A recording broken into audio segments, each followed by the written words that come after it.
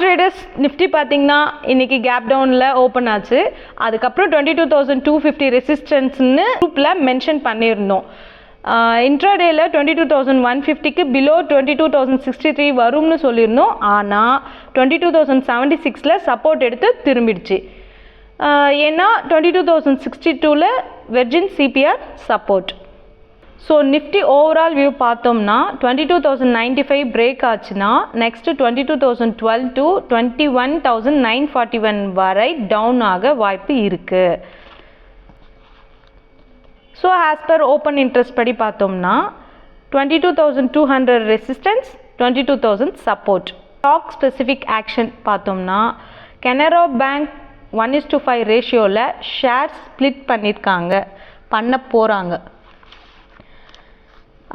Next FII and DII data பார்த்தோம்னா FII 285 crore net seller, DII 5 crore net seller. Thanks for வாட்சிங்.